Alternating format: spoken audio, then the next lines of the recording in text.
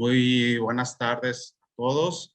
Muchísimas gracias a todos los que ya están conectados y los que se están conectando en este momento a la sesión.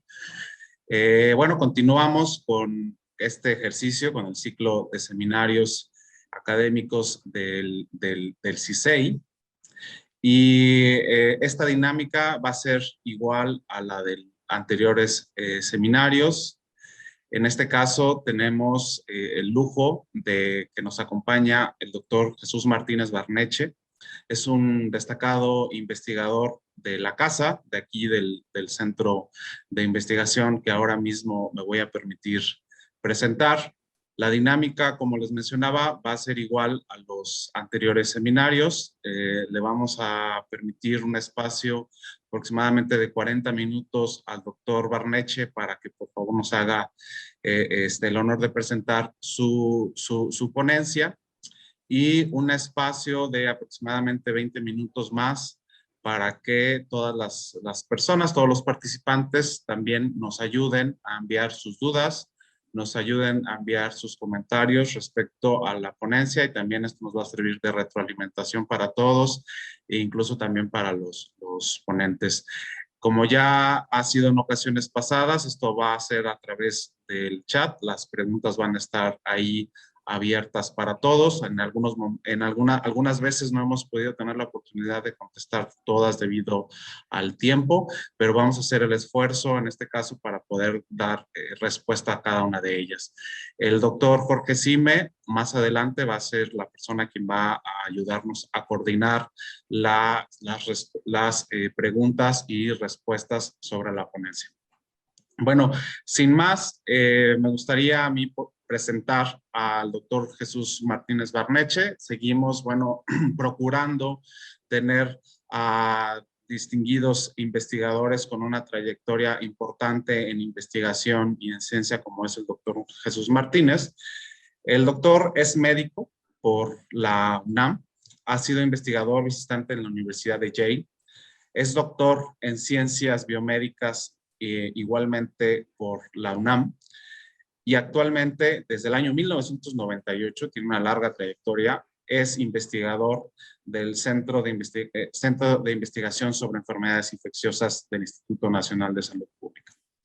El doctor tiene varias áreas de experiencia y de expertise en ciencia, pero que se basan en la respuesta inmune o en el estudio de la respuesta inmune a nivel genómico, estructural y funcional, y en particular de la biología, sobre la biología de los linfocitos B, su heterogeneidad como tal de esta respuesta mediada por linfocitos y su capacidad protectora contra diferentes agentes virales. Esto con el objetivo de generar conocimiento para el desarrollo de diferentes inmunoterapias. El doctor Jesús Martínez también se ha enfocado en el diseño de estrategias basadas en inmunología, en biología molecular, ingeniería genética y secuenciación masiva de nueva generación y bioinformática para el estudio de los repertorios de este tipo de anticuerpos. La trayectoria del doctor Jesús Martínez en ciencia es bastante amplia y vamos a tratar de resumirla.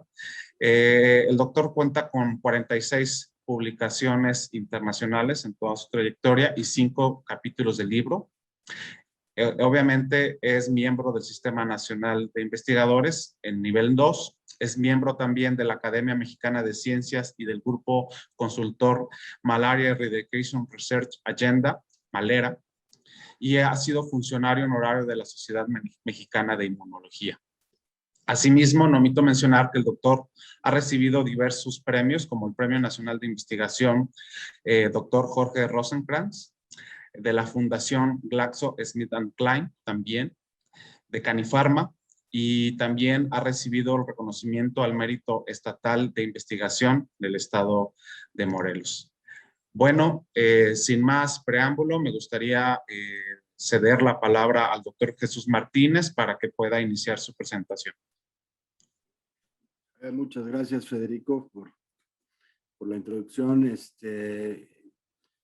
Estoy contento de participar en esta nueva modalidad de seminarios que han sido sumamente exitosos y bueno, también felicito de una vez a Federico y a Jorge por por el esfuerzo. Bueno, voy a empezar con este trabajo que hemos estado realizando pues ya desde hace un año, en el que se declaró la pandemia, y aunque originalmente no teníamos, digamos, no estaba dentro de nuestros planes de trabajo involucrarnos en cuestiones de diagnóstico, sí estábamos en una necesidad de contar con pruebas serológicas para evaluar la respuesta inmune de pacientes que estaban sufriendo la enfermedad, y también para algo que nos gusta hacer mucho en el laboratorio y que pensamos en su momento que podría ser de gran utilidad, que es la identificación de anticuerpos monoclonales que tuvieran algún valor biológico y potencial terapéutico en COVID-19. Entonces, en realidad iniciamos, gracias a una invitación que nos hizo la doctora Laura Palomares del IBT, para esta búsqueda de anticuerpos monoclonales, y pues la necesidad de desarrollar herramientas pues nos llevó a este trabajo que les voy a presentar hoy, que en realidad es el trabajo de muchísimas personas. Me tocó a mí resumirlo de alguna manera, pero en realidad es una colaboración multiinstitucional en la que participa, como mencioné hace un momento, la doctora Palomares en el IBT, el doctor Mauricio Hernández en el IMSS con su equipo de trabajo, personas del CISP lideradas por el doctor Tonatiuh Barrientos, y bueno, desde luego el equipo del CISEI, que ha estado activamente involucrado en no solo el proceso de desarrollar, bueno, no desarrollar, sino adaptar una técnica que fue reportada por otros a nuestro medio, y validarla, y eventualmente, dado los resultados, pues se llevó hasta la encuesta nacional de salud de 2020, que fue la ENSANUD COVID 2020, ¿no? Entonces, pues aprovecho de una vez agradecer a todos los que han participado, en particular el equipo de CISEI, liderado por la doctora Alpuche, Carlos Gaspar, Ricardo Lizardi, que fue una incorporación temporal, pero muy efectiva y muy buena, lo mismo que en el caso de Jumara Martínez, y ya amplios conocidos como Manuel Velázquez, Margarita Hernández y Anaís Cortés. Bueno, este proyecto en su gran mayoría, por lo menos la parte de la validación y la implementación en ENSANUD, fue mayoritariamente financiado por los CDCs de Estados Unidos. A lo largo del trabajo voy a tocar los siguientes puntos. Voy a mencionar algunos antecedentes en relación a la importancia de la investigación seroepidemiológico en el estudio de la dinámica epidémica. Voy a mencionar algunos aspectos virológicos y determinantes antigénicos relevantes para la interpretación de los métodos serológicos. Luego ya plantearé los objetivos del estudio, que básicamente tienen que ver con la adaptación y la implementación de un método serológico basado en el ELISA, que no tiene mayor complicación, que seguramente están muy familiarizados con este tipo de métodos, la necesidad de su validación y la comparación con otras alternativas comerciales, y ya una vez haciendo esta validación y viendo el desempeño diagnóstico de la técnica, voy a mencionar muy brevemente, porque esto es trabajo todavía en proceso, pero algunos resultados preliminares de la ENSANUD COVID-19, en particular usando este método, no el que ya se ha difundido por otros medios, que es el de la encuesta de seroprevalencia basada en anticuerpos antiproteína N. Y por último voy a mencionar algunas perspectivas y conclusiones. Entonces, bueno, la investigación seroepidemiológica pues tiene como objetivo primordial determinar la proporción de infección en una población general, en la población general y determinar la incidencia acumulada por edad con base a la seropositividad. O sea, los anticuerpos son proteínas muy relevantes desde el punto de vista inmunológico, desde el punto de vista de la inmunidad de rebaño, por ejemplo, pero también pues son marcadores importantes de la exposición y dado que tienden a permanecer por tiempos relativamente prolongados, pues nos permiten estudiar en poblaciones quién ha estado expuesto y quién no, ¿no? Entonces, si hay un diseño adecuado a nivel poblacional de muestreo, pues entonces esto puede tener representatividad nacional y pues es un insumo muy importante para los tomadores de decisiones en cuanto al manejo de la pandemia. Y esto, bueno, en general, obviamente, ahorita estamos hablando de COVID, pero esto se aplica a cualquier enfermedad epidémica infecciosa, ¿no? Bueno, otro punto importante es la de determinar la proporción de infección asintomática de su clínica, y esto es muy importante, sobre todo en etapas más tempranas de la pandemia, pues era todo un dilema que estaba pasando, dada la baja proporción de muestreo y confirmación mediante PCR, pues no sabemos o no sabíamos qué proporción de la población estaba en este grupo de asintomáticos o que simplemente, dado que era un cuadro menor, pues no accedía a los sistemas de salud. Además, pues es muy útil la investigación seroepidemiológica para determinar factores de riesgo de infección al comparar individuos infectados y no infectados en base a la seropositividad, y esto pues también va a depender mucho del diseño de la encuesta. Pero bueno, no me voy a detener en esos puntos. Y otro punto que también es muy importante es estimar más precisamente la tasa de letalidad, dado que se puede saber del número de muertes ocurridas por COVID-19 a través de los casos confirmados, a través del cálculo del exceso de mortalidad, pero la seroprevalencia nos permite tener un denominador, es decir, realmente cuántas personas se infectaron y qué proporción de esas está muriendo. Y entonces, si no tenemos una medición apropiada de ese denominador, pues es muy difícil calcular la tasa de letalidad de manera apropiada. Entonces, ese es otro punto importante que puede aportar los estudios seroepidemiológicos. En el caso del virus SARS-CoV-2, digamos que no me quiero meter en muchos asuntos detallados a nivel molecular, pero sí es importante conocer que uno de los principales determinantes antigénicos del virus es la proteína de la espiga o espícula, que vemos aquí en esta reconstrucción magnífica. Y otro antígeno también muy importante es el de la nucleocápside, esta nucleoproteína que envuelve al ARN del virus, ¿no? Hay otros antígenos, pero desde luego otras proteínas. Es un virus relativamente complejo que tiene múltiples genes a pesar de tener un genoma de 30 kilobases.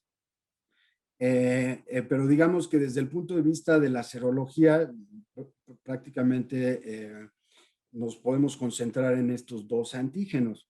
Ahora, la proteína de la espiga tiene una relevancia particular. Bueno, esta es más o menos la cinética que vemos. Esta es una revisión temprana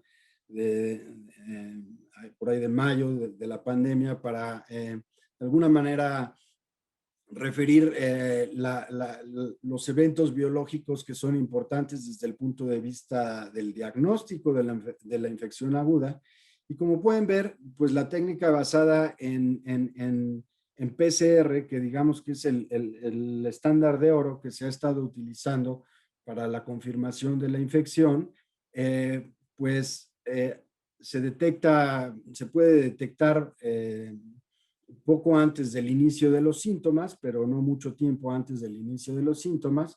Y digamos que la excreción de RNA viral puede persistir por varias semanas aunque no necesariamente eso correlaciona con la capacidad infectiva del individuo, ni implica que se puede aislar virus replicante a partir de estas muestras PCR positivas. Entonces se sospecha que pues digamos, una especie de excreción del RNA del virus durante una fase muy activa de replicación que ocurre durante los primeros 10 días de la infección o del cuadro agudo, ¿no?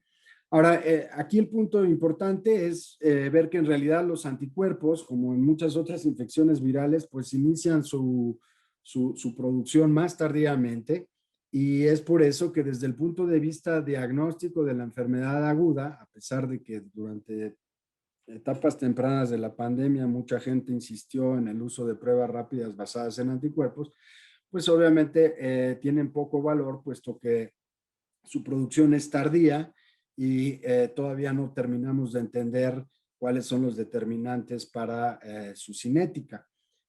Aquí estamos viendo obviamente un pico temprano de IgM que casi ocurre a la par de IgG. También se ha estudiado bastante a IgA, dado que esta es una infección que inicialmente ingresa a través de la mucosa respiratoria. Pero digamos que el marcador persistente más importante hasta ahora ha sido IgG en suero. Hay estudios interesantes que refieren IgG en saliva y su persistencia, pero de cualquier manera, desde el punto de vista del diagnóstico de la enfermedad aguda, no tienen mucho valor. Sin embargo, la persistencia de estos anticuerpos pues, puede ser muy útil para estudios poblacionales. Dentro de los dos antígenos principales que se han estudiado desde el punto de vista serológico, la proteína de la espiga tiene además una propiedad importante que es pues el sitio de anclaje del virus al receptor celular, que es la enzima convertidora de angiotensina 2. Entonces, está aquí representada uniéndose a la proteína de la espiga, y este evento es muy importante para que el virus pueda entrar a la célula y completar todo su ciclo replicativo. Entonces, ¿por qué es importante esto? Porque muchos de los anticuerpos que se producen contra la proteína S o la espiga, pues tienen propiedades neutralizantes, pero no todos. Entonces, es importante también conocer qué efectos biológicos pueden tener los anticuerpos contra la proteína de la espiga, a diferencia de las propiedades que tienen los anticuerpos contra la proteína de la nucleoproteína, ¿no? Entonces, no me voy a meter en más detalles. Hay algunos puntos importantes que hay que considerar desde el punto de vista del diagnóstico serológico, de la estructura de las proteínas S de los diferentes coronavirus. Tempranamente, durante los primeros meses de la pandemia, pues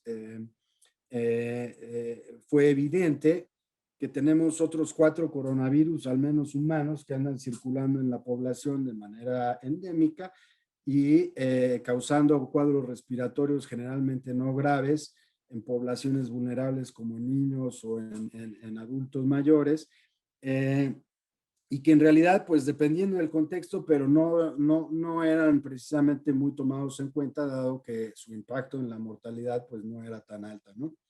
Entonces, existen pocos estudios de seroprevalencia, por ejemplo, de otros coronavirus, bueno, en México no tenemos mucho conocimiento de esto, pero algo que resultaba obvio para ese momento era qué impacto podría tener la circulación de coronavirus humanos endémicos en la reactividad cruzada. Entonces, aquí les muestro una comparación de los diferentes coronavirus. Con el asterisco están los coronavirus que se sabe que infectan a humanos, incluyendo el SARS-CoV-1, el brote de 2003, y el de Medio Oriente, de alguna manera, cuyos reservorios son los camélidos. Este fue en 2013, 2014, según recuerdo. Bueno, la estructura general de la proteína de la espiga, como pueden ver, una proteína transmembranal existe cierta conservación, pero en realidad la conservación estructural es baja. Y digamos que la mayor conservación estructural de SARS-CoV-2 es con SARS-CoV-1, digamos que un pariente bastante cercano. Y aquí podemos ver a lo largo de la proteína S, digamos, la región S1, que está conformada por estos dos bloques, el azul y el verde, que se comprende del dominio aminoterminal y del dominio de unión al receptor, o RBD en inglés. Y aquí, tanto en el SARS-CoV-1 como en el 2, el receptor es la enzima convertidora de angiotensina 2, ¿no?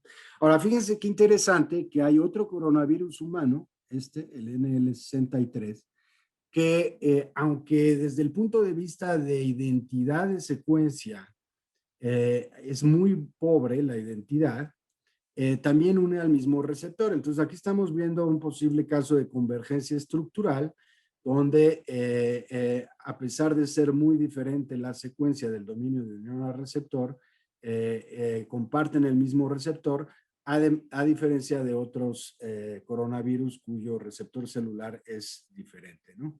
Incluyendo el MERS, por ejemplo. Entonces, esto habla de que, o sugiere, algunos han mencionado que el RBD, que es justamente el blanco que permite la interacción con el receptor, tiene una enorme plasticidad estructural y eso permitiría mucha variabilidad. Otros investigadores que han reportado estudios muy completos de mutagénesis dirigida dicen que la capacidad de variación de este dominio y la función de unión a receptor es más limitada y que eventualmente no existe tanta flexibilidad. Entonces, eso lo dejo ahí porque nada más para mencionar que entre que si son peras o son manzanas, un aspecto importante a considerar es si estos antígenos que vamos a usar como diagnóstico pueden presentar reactividad cruzada en personas que ya han sido expuestos con otros coronavirus y bueno, es algo que hay que tomar en cuenta y por eso es importante validar el método con muestras de suero que sabemos que no han sido infectadas por COVID-2, pero que potencialmente han sido expuestas a otros coronavirus. Ya nada más para no meterme en mucho detalle, estos son los primeros modelos por crioelectrón microscopía de la proteína de la espiga, es un trímero, como pueden ver aquí lo pueden ver desde arriba, y este es el dominio de unión al receptor que tiene una libertad de conformación de acuerdo a si está en el estado prefusión o posfusión con el receptor, pero finalmente ha sido claro que la mayoría de los anticuerpos que tienen capacidad neutralizante, por lo menos in vitro, y en algunos casos se ha demostrado in vivo, en algunos modelos, la mayoría de los anticuerpos que tienen propiedad neutralizante van dirigidos contra el RBD. Esto no quiere decir que todos los que van dirigidos al RBD tienen propiedades neutralizantes, pero sí la mayoría de los neutralizantes son contra el RBD. Aquí pueden ver una correlación del título bueno, en este caso es el área bajo la curva de una titulación por ELISA de anticuerpos de IgG contra RBD y esto correlaciona con el título neutralizante. Este es nada más para mencionar algunos estudios. Nosotros hicimos una síntesis de 50 publicaciones del inicio de la pandemia hasta agosto del año pasado y pudimos identificar o concentrar el sitio de unión o el epítopo correspondiente en 939 anticuerpos monoclonales, todos humanos, como pueden ver, una gran mayoría están dirigidos contra el RBD, pero sobre todo lo más importante es que los neutralizantes o los que tienen capacidad neutralizante más potente, pues que son estos verdes, estos y estos, amarillos, la suma de esos son neutralizantes, ¿no? Entonces, esto no quiere decir que que no haya anticuerpos neutralizantes contra otros dominios de la proteína de la espiga, pero sí claramente es el determinante más importante en términos de neutralización. Y muchos de estos han sido validados no solo en ensayos de neutralización en placa, que es un ensayo in vitro finalmente, sino también en modelos experimentales, y algunos ya hasta se están empleando de manera experimental o comercial en algunos contextos. Otro aspecto también importante es para el aspecto diagnóstico, pues es la dinámica de los anticuerpos, y por mucho tiempo padecíamos de que pues no había transcurrido suficiente tiempo para establecer claramente cuál es la dinámica de los anticuerpos.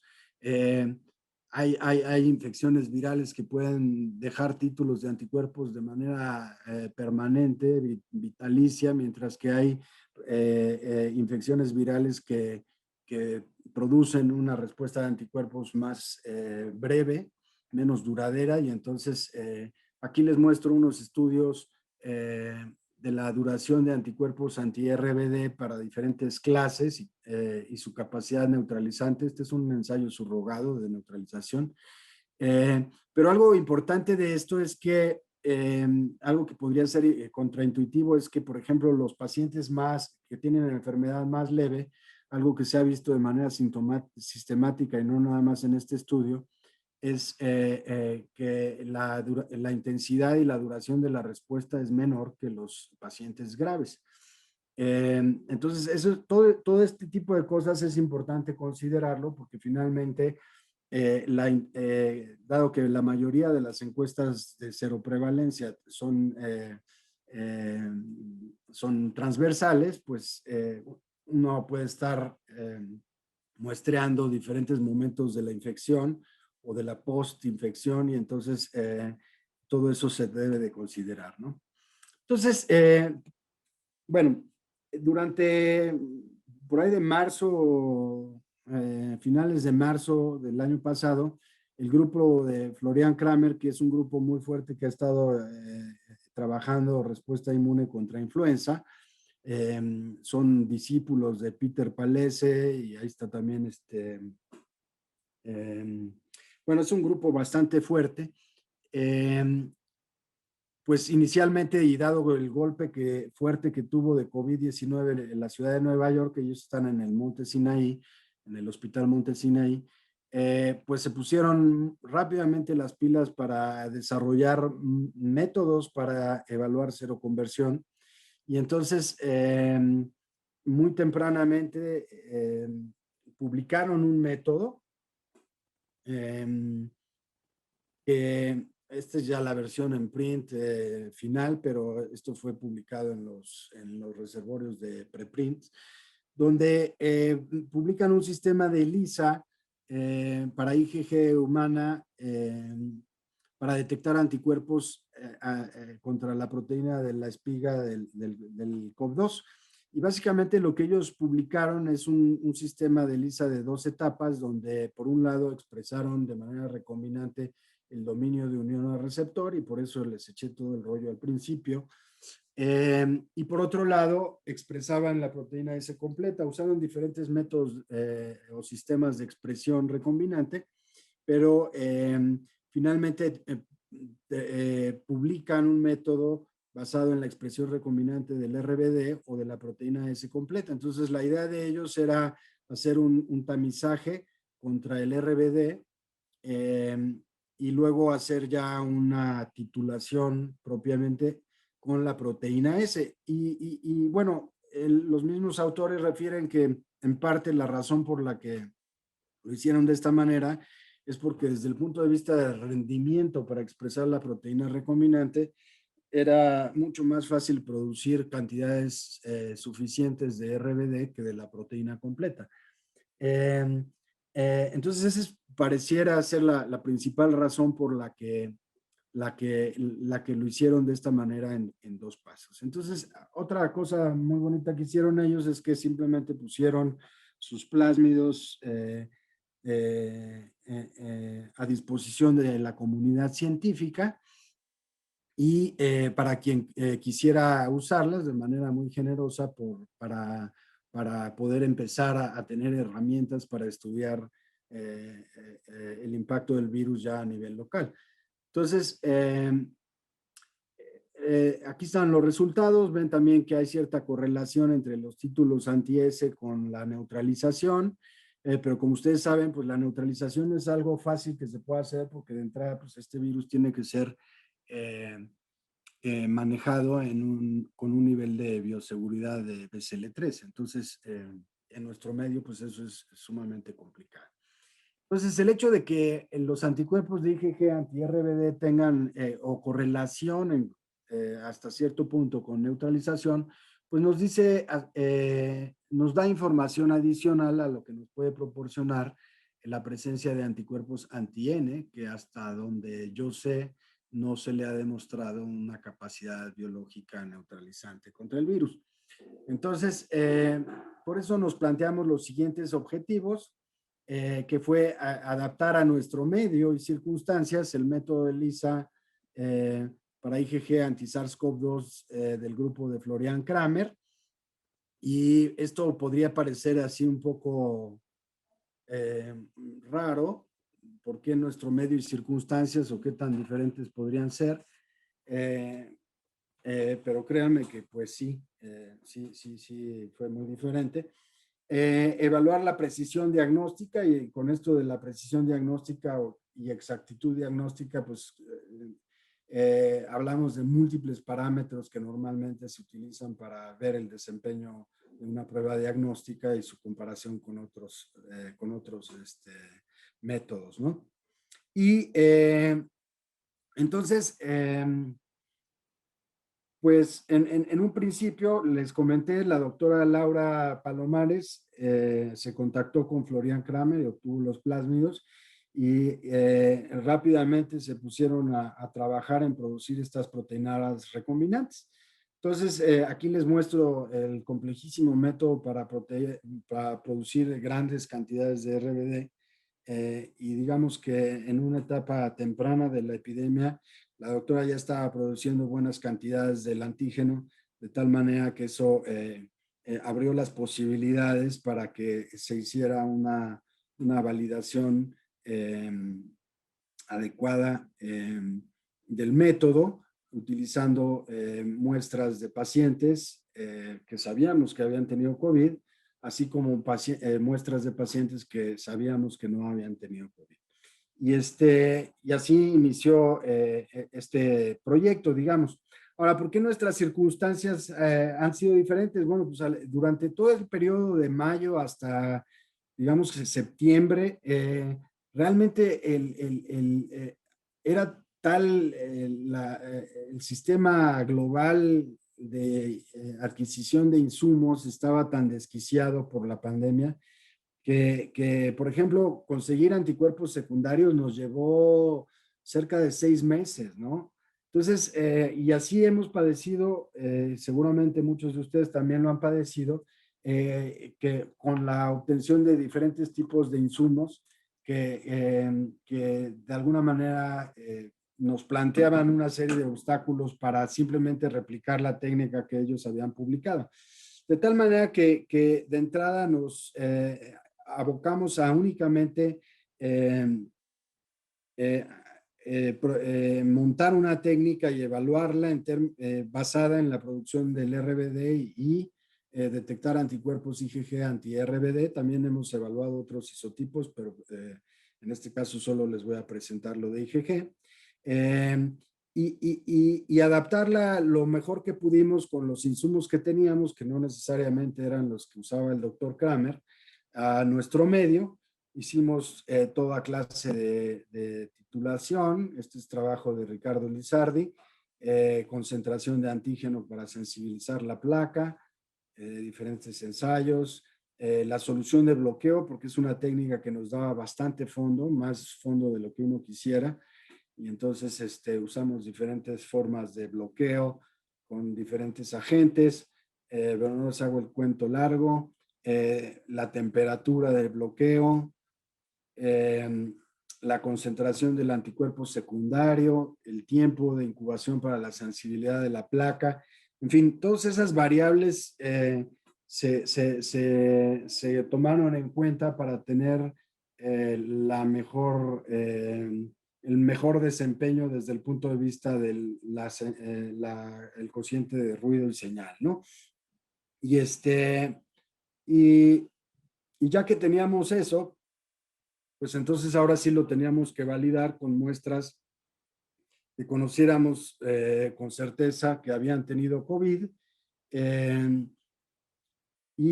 muestras por otra parte que sabíamos que no habían tenido COVID. Entonces el estudio ahorita comprende 349 muestras de suero de 303 pacientes con COVID sintomático atendidos en clínicas del IMSS en el área metropolitana de la Ciudad de México.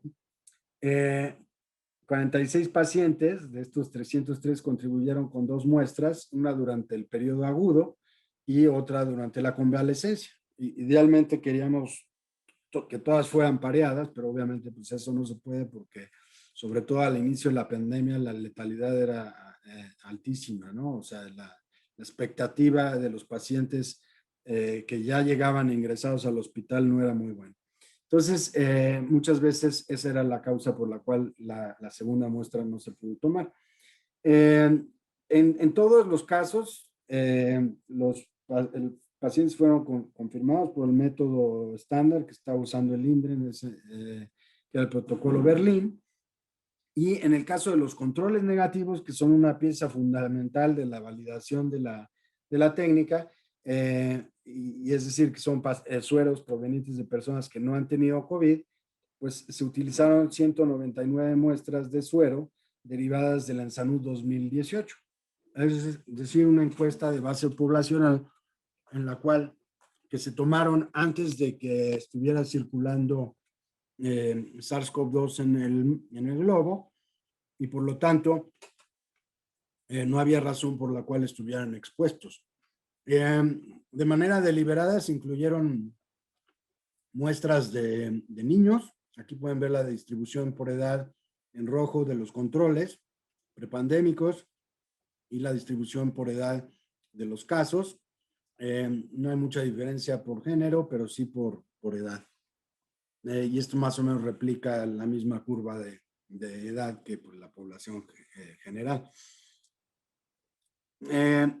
Y entonces, aquí les muestro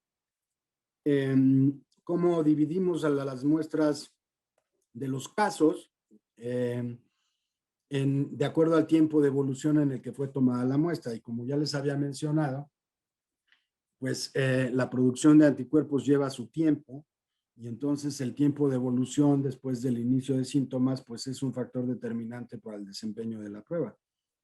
Entonces, lo que hicimos fue catalogar a estas muestras de acuerdo al tiempo de evolución. Aquí con all me refiero a todas, independientemente de cuánto tiempo llevan de evolución. Pero aquí las vemos menos de una semana de evolución, entre 2 y 3 semanas de evolución. Estas son las menos, digamos que son este cuellito aquí. Y más de una semana de evolución, pues serían todas estas, así como lo ven en la gráfica. Más de 3 semanas, más de 4 semanas o más de 7 semanas, ¿no? Y entonces, particionando, digamos, el grupo de muestras de acuerdo a diferentes tiempos de evolución, podemos ir comparando qué tan bien se desempeñaba la técnica. Y también pudimos compararla. Ese mismo panel de muestras se corrió en el INDRE con el método de Roche, que es un método de quimioluminiscencia para detectar anticuerpos también IgG, pero contra la nucleoproteína. Entonces, digamos que todas estas muestras se corrieron de manera pareada por el sistema de Roche y por el sistema casero que montamos en el laboratorio. Y entonces, bueno, nada más algunos conceptos importantes para evaluar una prueba diagnóstica, pues existen múltiples parámetros que parten de una tabla de contingencia donde se ponen a los sujetos que tuvieron COVID y los sujetos que no tuvieron COVID. Estos son los controles negativos, estos son los verdaderos enfermos. y se compara con respecto a si la prueba es positiva o negativa para ambos casos. Entonces, de esta tabla de contingencia derivan varios parámetros que seguramente muchos de ustedes están muy familiarizados, probablemente algunos otros no estén familiarizados, pues es muy importante que los alumnos del posgrado lo tengan siempre muy claro. Entonces, derivan parámetros como la sensibilidad, la especificidad, los valores predictivos y los cocientes de verosimilitud, que finalmente todo deriva de esta tabla y del resultado que tengan en la prueba. Entonces, la sensibilidad sería la proporción de pacientes con la enfermedad que tienen una prueba positiva, y la proporción de pacientes sin enfermedad, perdón, la especificidad es la proporción de pacientes sin la enfermedad que tienen una prueba negativa, ¿no? Entonces, de ahí deriva el valor predictivo positivo, que también son los indicadores post-prueba, que es la probabilidad de que un paciente tenga la enfermedad, dado que el test es positivo, y en el caso del valor predictivo negativo, la probabilidad de que el paciente no tenga la enfermedad, dado que el test es negativo, ¿no? Entonces, idealmente, pues una prueba diagnóstica debería tener 100% de sensibilidad y especificidad, de tal manera que esa sería la prueba diagnóstica perfecta, pero pues ustedes saben que esto realmente no ocurre en la realidad. Entonces, ¿qué fue lo que hicimos con los datos? Además de hacer el ELISA con los métodos que estandarizó Ricardo, aquí pueden ver un subset de las muestras, los prepandémicos en cuanto a la absorbancia en la prueba de ELISA, y obviamente, bueno, pues se ve muy claramente como los positivos, pues claramente la media de la absorbancia se desplaza hacia arriba y es claramente diferente de los negativos, lo cual no es de sorprenderse. Sin embargo, cuando nosotros calculamos la probabilidad de tener una prueba, de tener COVID en base a la absorbancia que tenemos, ¿sí? Aquí en azul ven los casos que son enfermos de COVID, mientras que en rojo están los que no están enfermos. Pues vemos como algunos enfermos de COVID todavía están de este lado, se entremezclan con los rojos y tienen absorbancias bajas, cuando si tuvieron COVID deberían de tener absorbancias altas. Entonces, muy probablemente estos son, en su mayoría, individuos que no han seroconvertido porque no ha pasado suficiente tiempo desde que inició la infección. Entonces, para analizar el desempeño de una prueba diagnóstica, uno toma este modelo, este ajuste de la absorbancia con respecto a la probabilidad de tener la enfermedad o de no tenerla, y una manera muy útil para evaluar el desempeño diagnóstico es a través de construir una curva ROC, que viene por estas siglas, Receiver Operating Characteristic, que finalmente lo que nos dice es esta probabilidad en función de todos los valores posibles de sensibilidad en este eje contra especificidad. Muchas veces podemos ver en este eje, si se fijan está invertido, también se puede expresar como 1 menos la especificidad para que esté al derecho, pero finalmente a mí me acomodó más así. Pero una prueba perfecta pues sería prácticamente una escuadra donde tienes 100% de especificidad y 100% de especificidad, y el área bajo la curva, que es esto que está sombreado en morado, debería de ser igual a 1 o a 100. En este caso, por ejemplo, es de 0.97, ¿no? Entonces, digamos que esta es una muy buena curva para el caso de las muestras que tienen más de 3 semanas de evolución. Entonces, más o menos es así como se da el tratamiento, y lo bueno de la curva ROC es que a través del cálculo del área bajo la curva, del ROC, pues es un simple parámetro que nos habla mucho o nos concentra todo el desempeño diagnóstico en un solo valor. Sin embargo, pues la vida no es así, y a veces las curvas ROC pues pueden no necesariamente reflejar de manera tan perfecta el desempeño diagnóstico. Entonces aquí, por ejemplo, les muestro, si nosotros comparamos las muestras independientemente de su tiempo de evolución en la curva azul, ¿sí? Lo que están viendo de grueso, pues esos son los intervalos de confianza, contra aquellos individuos que tienen menos de una semana de evolución, pues vemos que tienen un área bajo la curva pues muy pequeñita, ¿sí? De 63 contra 76, ¿no? Punto 76. El punto 76 es la azul y en este caso punto 63 es la verde. En el bloque de individuos que llevan entre 1 y 2 semanas de evolución, pero menos de 3 semanas de evolución, pues esto mejora un poquito, pero también los intervalos de confianza se amplían porque pues la N es mucho menor en este grupo. Pero fíjense cómo a partir de cuando condensamos todo a partir de mayor de una semana de evolución, o sea, quitando estos, 3 semanas, esto mejora considerablemente y ya prácticamente vemos cómo la prueba se desempeña como una escuadra y es muy significativamente diferente a la muestra total, que es sin particionar de acuerdo al tiempo de evolución.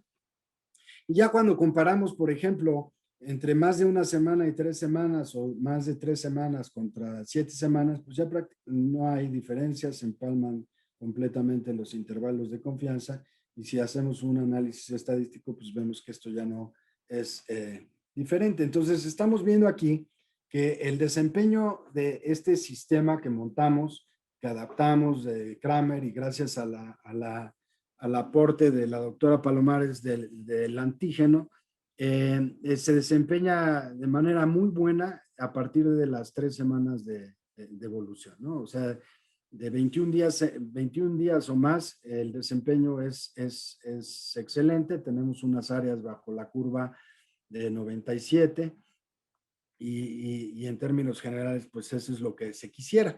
El problema es que si ha transcurrido poquito tiempo de la infección, pues tenemos mucho mayor probabilidad de que la prueba salga negativa. Ahora, hicimos lo mismo comparando el resultado de la prueba de Roche, que como les mencionaba es una prueba de quimioluminiscencia que tiene un rango dinámico mucho más amplio que la prueba de ELISA.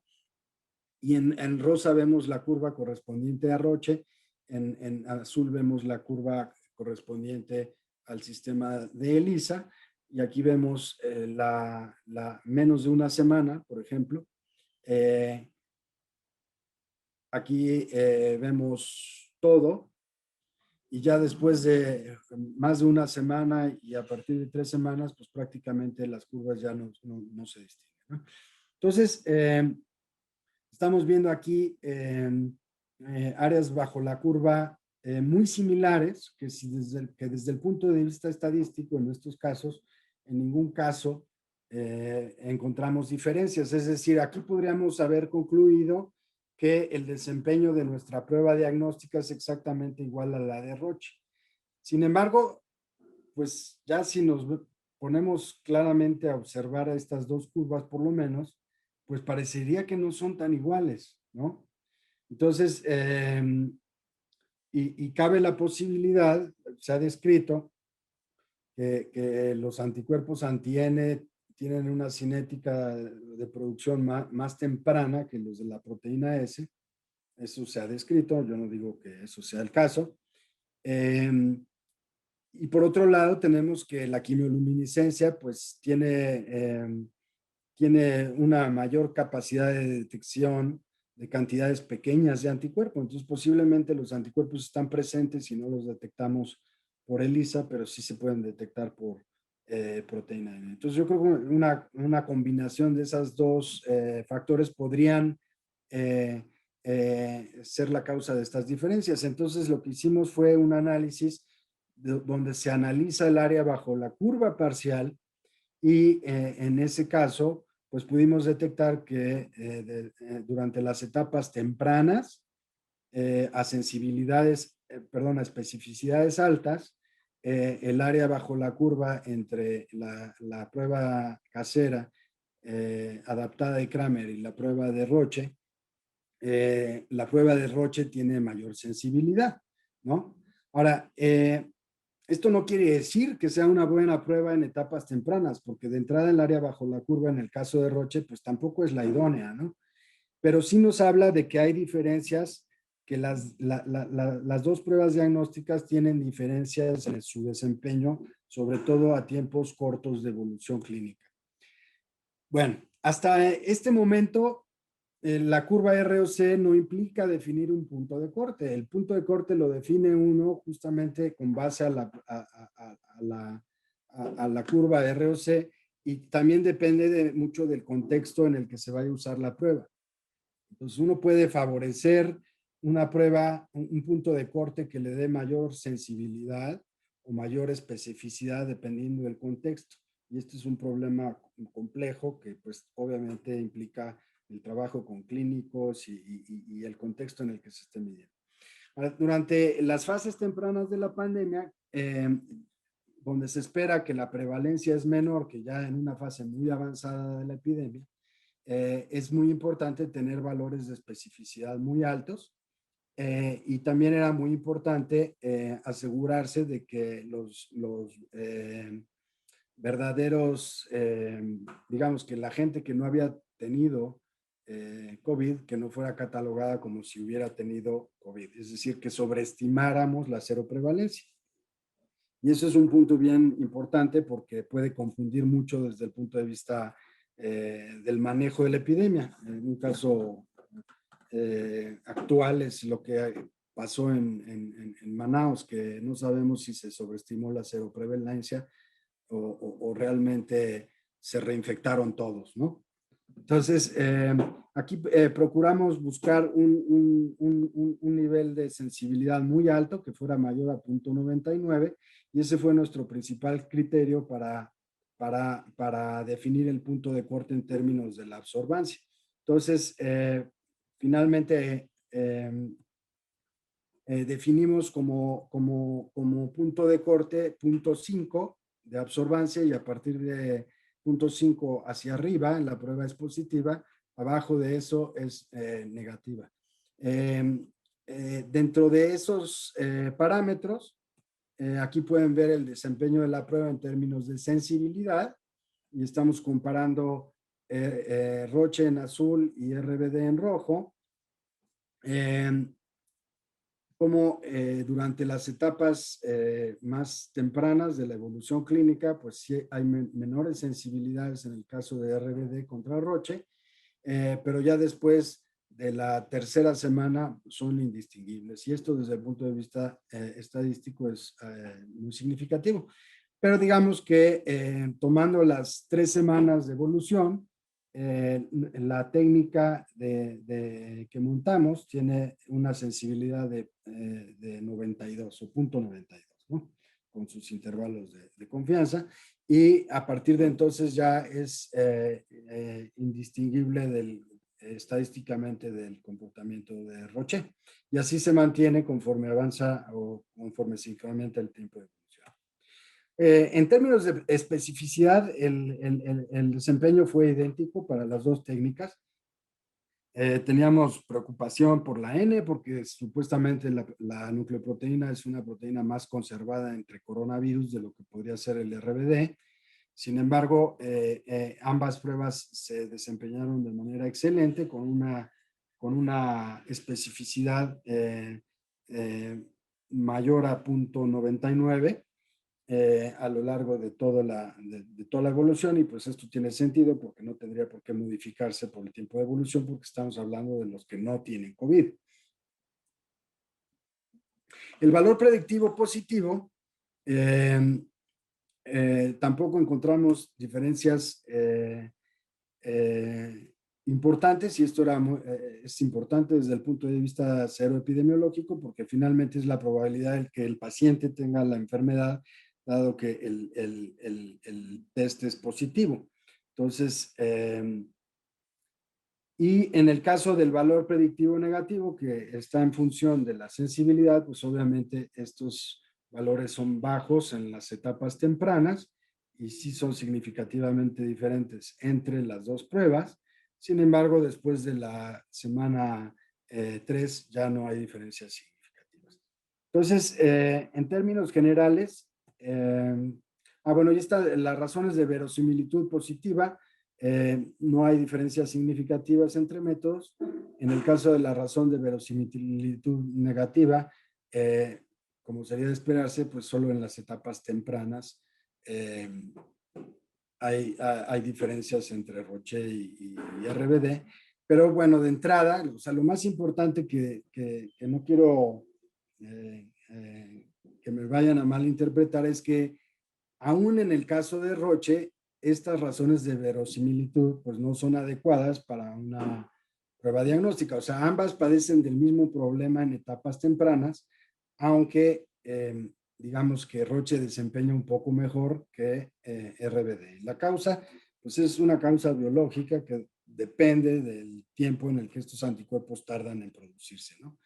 Y seguramente hay cierta variabilidad individual y contextos clínicos diferentes. Entonces, bueno, en términos generales, con estos resultados, digamos, o algunos preliminares con menos muestras, pero muy consistentes, finalmente logramos convencer de que esta prueba nos estaba aportando información confiable. Tenía sus limitantes, como ya lo pudieron ver. Sin embargo, tenía el gran plus que no tiene la medición de anticuerpos antiproteína N, que es la correlación con la neutralización. Entonces, si por un lado queremos tener una idea aproximada, y me refiero a general, poblacional, no individualizada, de dónde está la inmunidad de rebaño, pues creemos que un marcador más informativo es los anticuerpos anti-RBD que la presencia de anticuerpos anti-N. Entonces, estos resultados son crudos, no están corregidos por sensibilidad, especificidad y todo lo que implica tomar las 9,000 muestras de la encuesta o un poco más y darle el tratamiento apropiado. Digamos, insisto en que son los datos crudos. Y aquí están ordenados por entidad federativa en cuanto a la prevalencia cruda. Como insisto, no son datos corregidos, ni por la sensibilidad y especificidad de la prueba diagnóstica, ni por otros ponderadores que se usan en la encuesta. Y tampoco necesariamente es representativa del estado, porque el diseño de la encuesta de 2020, al tomar nada más 9,600 muestras, no tiene representatividad a nivel de entidad federativa, sino únicamente a través de 6 grandes regiones en la República. Entonces, pero nada más muestro estos datos, no se deben de interpretar como la prevalencia real, pero más o menos nos da una idea de cómo salieron los resultados directamente de ENSANUD. Aquí pueden ver la distribución por edad. Y quizá ya nada más para terminar, esto es lo más interesante y lo más,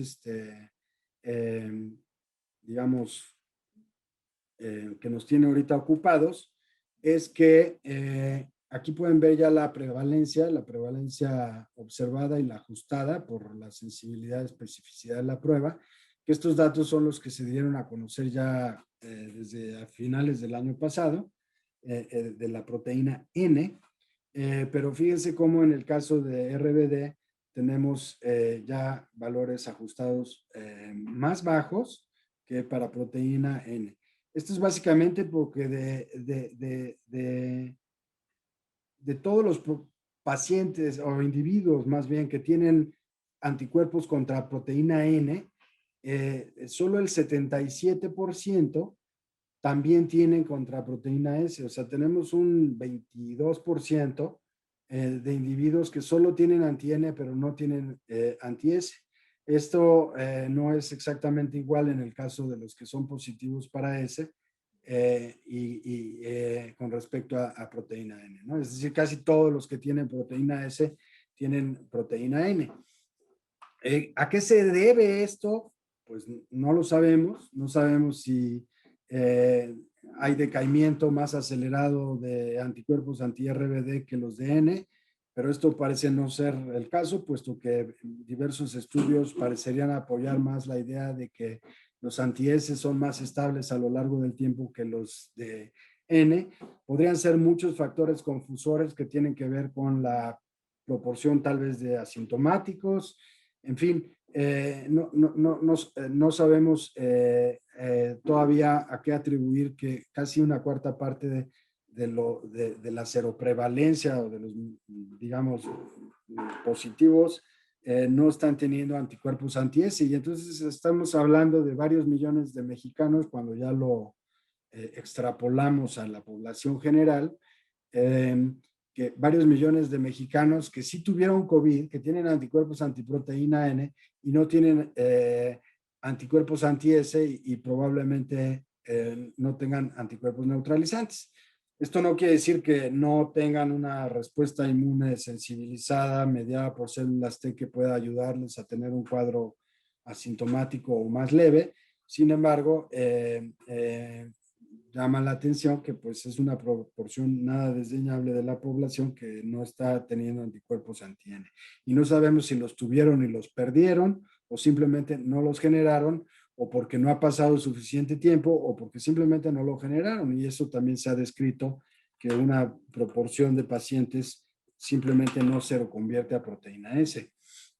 Entonces, bueno, creo que ya me pasé de tiempo. Sin embargo, nada más quisiera terminar con algunas perspectivas y resumiendo los puntos más importantes de lo que hemos aprendido este año. Una de los problemas de las seroencuestas es que la respuesta de la gente a la toma de muestra sanguínea pues generalmente no es muy favorable y generalmente se niegan. Entonces, una forma de tomar muestras y usarlas para serología que implica menos rechazo por parte de la población es la toma de muestra en papel filtro.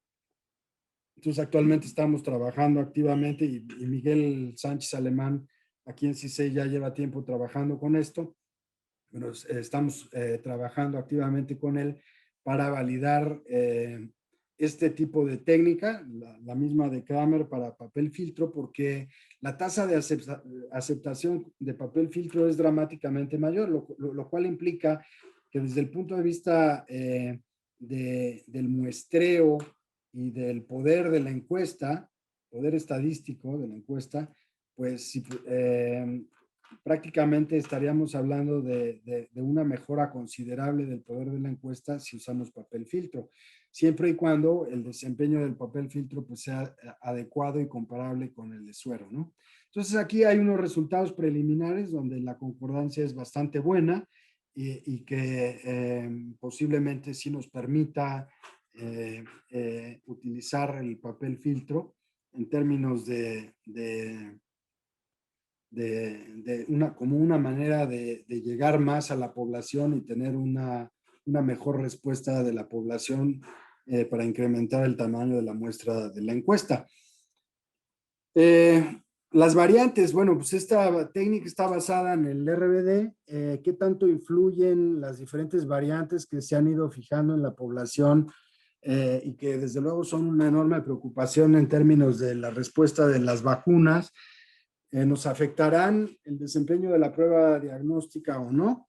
Pues es algo que vamos a estar probando, digamos que está planeado, pero todavía no hemos hecho los experimentos conducentes a ver si en la próxima encuesta, que empieza me parece que en junio, tendremos que cambiar de antígeno o usar una varios antígenos a la hora de estimar la seroprevalencia, pues es algo que está por verse. Mi impresión es que posiblemente nos afecte poco, pero pues es obvio que tenemos que evaluarlo antes de que empiece la encuesta. Entonces, para concluir, el desempeño diagnóstico del método adaptado del Kramer, y digo adaptado porque no solo es por reactivos, sino que de entrada es un método de un solo paso, ya no se hizo el doble paso con una titulación con S. Esto no excluye que se pueda hacer una titulación con el mismo RBD para tener una medición más adecuada de los títulos. pero así como lo tenemos como un solo paso, es similar al de Roche. Su costo es, aquí me vi generoso, pero es bastante veces menor que las pruebas de ELISA comercial. Eh, Perdón, aquí hay un error. Tienen muy buen desempeño ambas técnicas a partir de los 21 días post inicio de síntomas. Eh, Obviamente no estamos tomando la seropositividad para el RBD como algo neutralizante, pero necesitamos evaluarlo.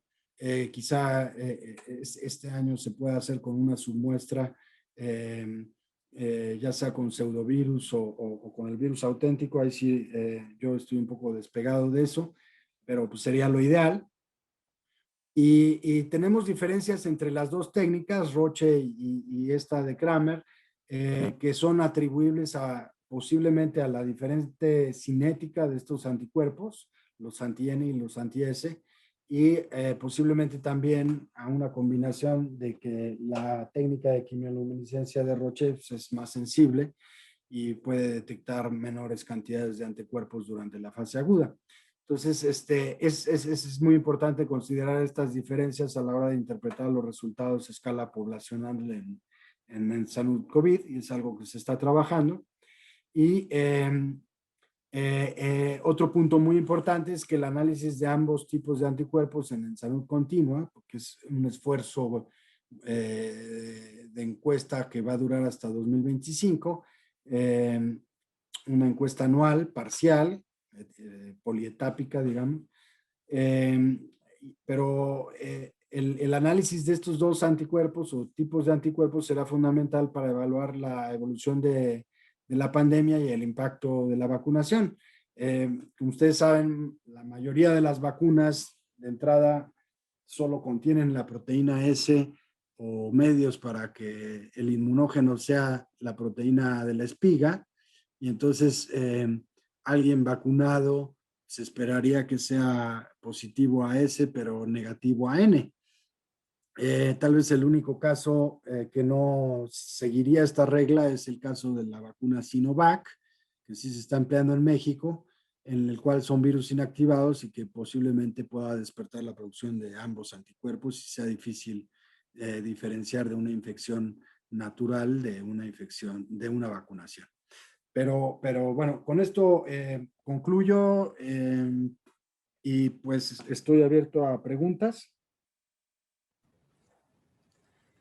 Bueno, muchas gracias, doctor Jesús, por esta excelente charla. En este momento se está abriendo el chat para las preguntas de los participantes. Pues me imagino que después de este tema tan importante actualmente, pues se van a generar varias preguntas del auditorio. Esperamos unos minutos a ver si empiezan a generarse algunas. Sí. ¿Dejo de compartir o qué hago? No hay ningún problema. La pantalla está ahí en conclusiones y te vemos activo en la cámara, como gustes, Jesús.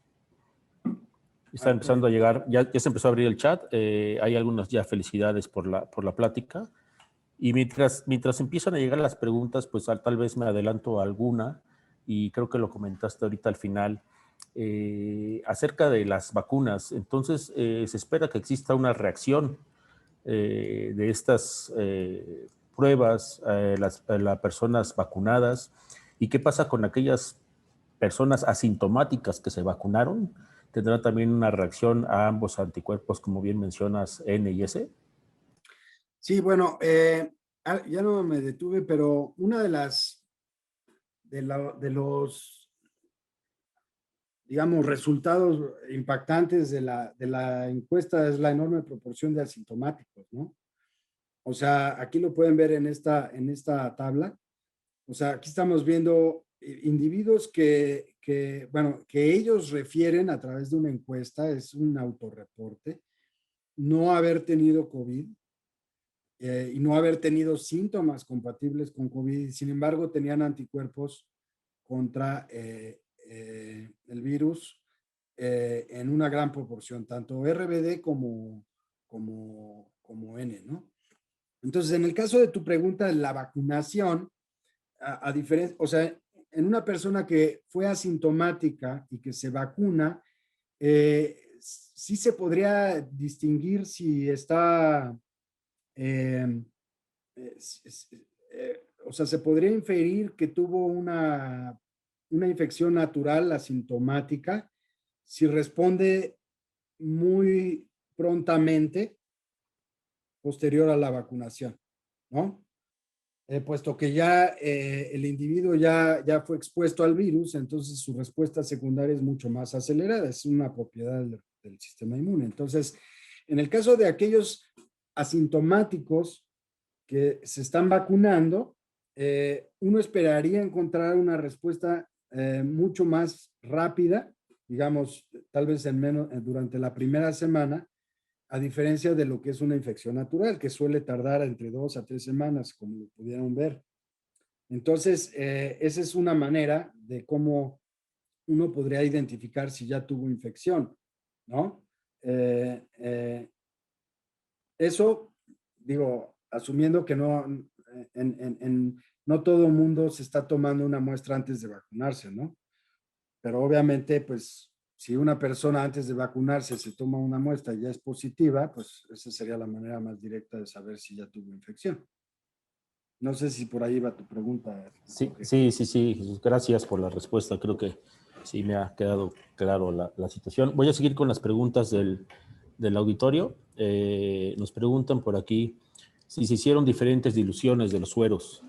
Mencionan porque hacer un punto de corte con observancias no es lo más adecuado, ya que los títulos entre las personas pueden ser muy diferentes.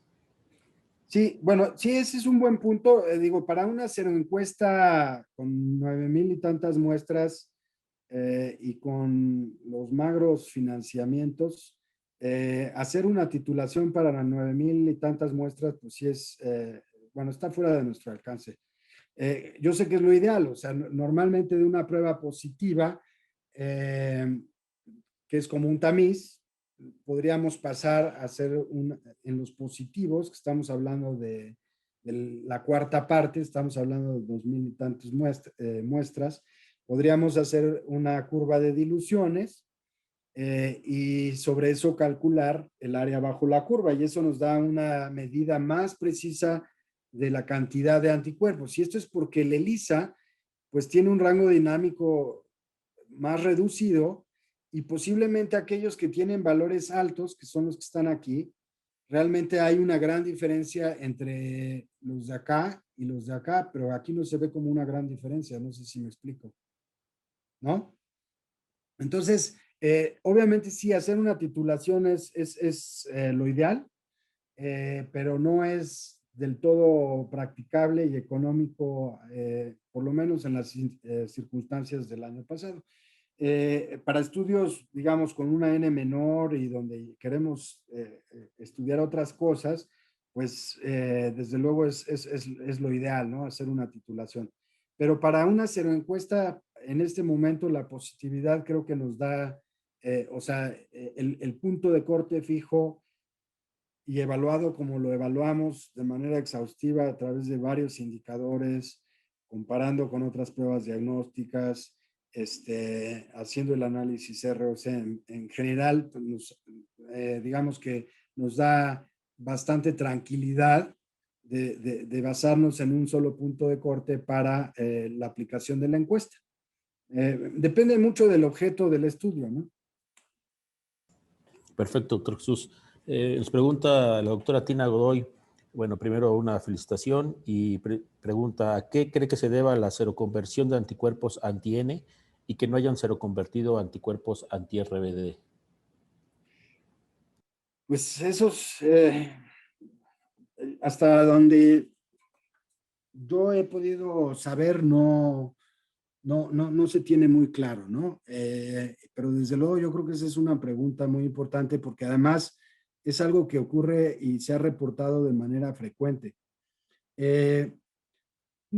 Algunos lo han tratado de explicar en términos de un decaimiento más rápido de RBD con respecto a N.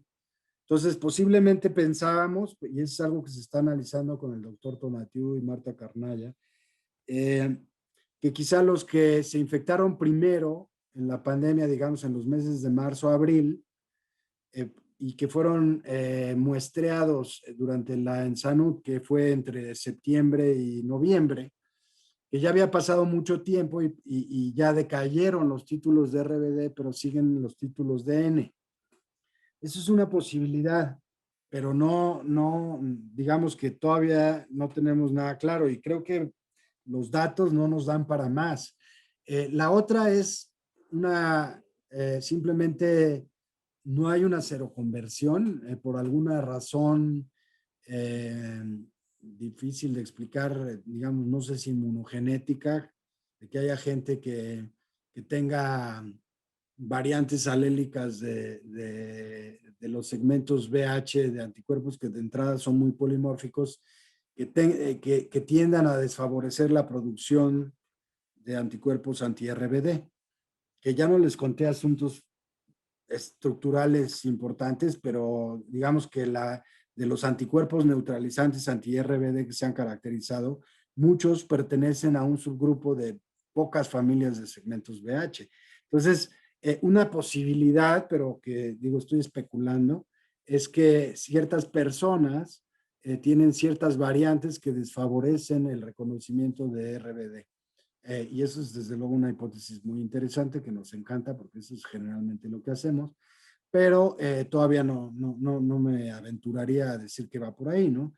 Y la otra es que haya sido una cuestión circunstancial del muestreo, ¿no? Es decir, quizá haya, y eso se puede abordar desde el punto de vista analítico en la encuesta, que también se está haciendo, que es que cuando muestrearon a ese grupo particular, ¿sí? La tasa de transmisión era tan alta que muy probablemente se acababan de infectar, ¿sí? Y todavía no seroconvertían, pero sí seroconvirtieron después de un tiempo. Entonces, esas son, digamos, las posibles explicaciones que yo le veo a esto, pero pues desde luego que puede haber otras y estaremos muy al pendiente de ver qué existe en la literatura y qué podemos hacer nosotros al respecto. Sí, creo que es un buen tema para discutir. Preguntan también, la doctora Irma Ester Rodríguez, ¿qué opinión tiene sobre las pruebas rápidas que piden en los aeropuertos para viajar? En particular, bueno, menciona Estados Unidos, pero pruebas rápidas en aeropuertos. Bueno, hasta donde yo entiendo lo que están pidiendo son pruebas rápidas de antígeno. Y en ese sentido hay una diferencia enorme entre las pruebas rápidas de antígeno y las pruebas rápidas de anticuerpo. O sea, las pruebas rápidas de anticuerpo sí desempeñan muy mal desde el punto de vista diagnóstico para diagnosticar la enfermedad aguda por la misma razón. Y por otro lado, pues puedes tener una prueba positiva porque tuviste una infección asintomática hace meses y pues vas a ser positivo, pero eso no quiere decir que no te puedas subir a un avión, ¿verdad? Entonces, las pruebas rápidas que hasta donde yo entiendo se están haciendo ahora y que prácticamente desbancaron fácilmente y por obvias razones a las pruebas rápidas de anticuerpo, son las pruebas de antígeno. Y las pruebas rápidas de antígeno, pues sí son muy informativas, aunque tienen menos sensibilidad que el PCR, pero son informativas porque cuando son positivas, estás prácticamente seguro de que sí tienes una infección aguda, o sea, que tienes el virus, porque lo que estás viendo son antígenos del virus, no cómo respondiste al virus, no sabes cuándo, ¿no? Entonces, sí, la interpretación es totalmente diferente entre si es una prueba rápida de antígeno y una de anticuerpo. Y hasta donde yo sé, prácticamente ya las pruebas rápidas de anticuerpo, pues nada más se están dejando para ver si la gente ya quiere saber si si ya tiene anticuerpos o no, y mal, porque muchas veces interpretan como que ya están protegidas, pero cosa que no es cierto. Entonces ese sería mi comentario. Las pruebas rápidas de anticuerpos no deben de ser utilizadas como diagnóstico. Las pruebas rápidas de antígenos sí se están utilizando ampliamente y creo que sí son buenas. Obviamente tienen menor sensibilidad que el PCR y menor sensibilidad cuando no hay síntomas, pero si hay síntomas, su sensibilidad mejora considerablemente. Entonces, en ese caso, pues sí, son muy válidas y es por eso que mucho del problema de testeo que implicaba el PCR por costos y por toda la logística que implica, ha sido en gran parte ayudado por las pruebas rápidas de antígeno, no de anticuerpo. Gracias, Jesús, por la respuesta. Alma García nos pregunta, bueno, te pregunta, y me imagino, voy a interpretar un poco lo que está preguntando, porque dice acerca, me imagino, qué sucede con las personas que recibieron la primera dosis de Pfizer y la segunda dosis de Sinovac. Me imagino que me quiere saber qué sucede con estas personas. Bueno, es difícil saber qué sucede porque yo no sé de ningún estudio clínico serio que esté combinando esa combinación en particular. O sea, de entrada, creo que la voz oficial va en torno a que por lo pronto, hasta no tener evidencia, no deben de andarse combinando vacunas. Los únicos resultados publicados de intercambiabilidad de primeras y segundas dosis se acaba de publicar esta semana, y es la combinación Pfizer y AstraZeneca en sus 4 variantes posibles, es decir, primero Pfizer y luego Astra, o primero Astra y luego Pfizer, y luego primero Pfizer o Astra, ¿no? Y comparan los 4 grupos y parece que no hay mayor problema, parece que hay un poco mayor de reactogenicidad en algunas combinaciones, pero son estudios de fase 1 para ver reactogenicidad y todavía no ha transcurrido suficiente tiempo para ver en términos de eficacia, ¿no? Entonces, falta tiempo. Bueno, la recomendación oficial en términos generales, no solo en México, ha sido a que por favor no estén intercambiando vacunas a menos de que o sea, se tenga ya información probada de que, por un lado, no resulta dañina y por otro lado, que la eficacia es igual o mejor, ¿no? Muy bien, Jesús. Me parece, acaba de llegar una nueva pregunta. Es la última que vamos a darle salida. Gracias por la plática. Si se realizó algún comparativo entre presencia de síntomas por grupos de edad.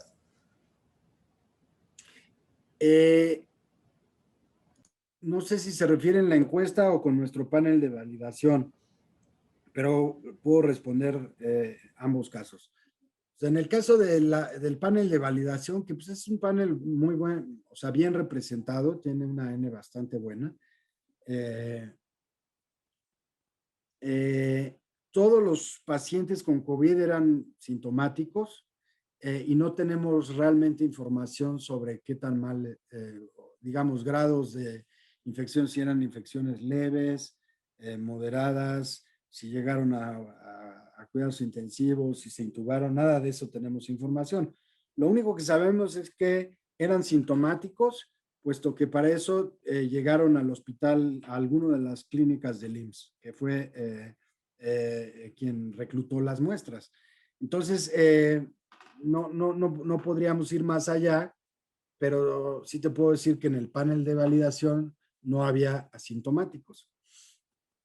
En el caso de la encuesta, pues tiene el problema de que es una cuestión autorreferida. Es decir, una parte de la encuesta interroga a las personas si tuvo COVID y si tuvo COVID confirmado, y por otro lado, si tuvo síntomas, ¿no? Y se les dio una serie de síntomas asociados a la definición de caso. Entonces, bueno, esto es un problema porque en una encuesta, pues obviamente hay diferentes confusores y sesgos de memoria y demás. Entonces, digamos que la resolución de los datos no te permite más que dividirlos en 3 grupos, ¿no? Que en este caso los llamamos COVID sintomático, paucisintomático, que en realidad no sabemos si era COVID o no, pero si tiene anticuerpos, sí se considera paucisintomático. Y asintomáticos, ¿no? O sea, digamos que la presencia de anticuerpos te permite dividirlos en 3 y es con base a si refirieron síntomas o no y la confirmación de COVID. Entonces, tampoco te permite ir mucho más allá para estratificar de acuerdo a la evolución clínica, en el caso de la encuesta. Ok, muchas gracias, doctor Jesús. Pues nada más me queda agradecer pues esta excelente charla, agradecer a todos los presentes. Recuerden a todos que si quieren su constancia, en el chat ahorita aparece un registro en el cual pueden activarlo o un QR, que pueden descargar, llenar un formulario y a partir de ese tener su constancia para los alumnos que la requieran, la participación del seminario. En breve estaremos haciéndoles llegar la nueva invitación para otro seminario del centro que estará siendo el 28 de mayo de este mes. Agradecer nuevamente, Jesús, esta excelente plática. No sé si quieres compartirnos unas últimas palabras para el auditorio, un consejo o algún mensaje. No, pues muchas gracias a ustedes como organizadores de estos simposios. Gracias por haberme invitado. Al público en general, pues que se cuiden mucho, no dejen de vacunarse cuando puedan y, y pues que no bajen la guardia, ¿no? Para que ya podamos gradualmente retornar a una normalidad más normal.